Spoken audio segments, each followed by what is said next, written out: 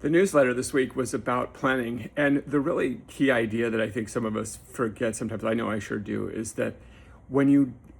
do your planning, the idea isn't to really get married to what your outcome is going to be.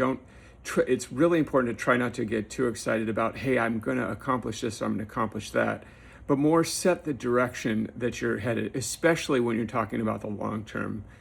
sort of planning. So like the things that we think about at the beginning of the year when everything seems fresh and new should be really in terms of, at least when we're thinking about what we're going to accomplish for the year, really broad strokes such that we're really letting ourselves have some direction, but also not marrying ourselves to the specific outcomes. Because when we do that, we become rigid and we actually accomplish less. So the same thing that we might apply to our lives in terms of planning and setting vision for ourselves really applies in software. It's really important not to become rigid, because when we become rigid, we really defeat the purpose of what software is, which is invention. And if we're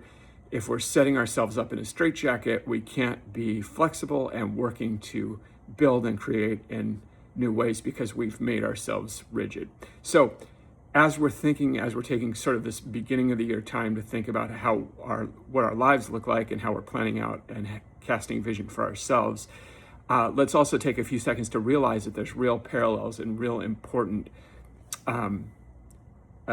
lessons to be taken from that apply directly to how we're building our software.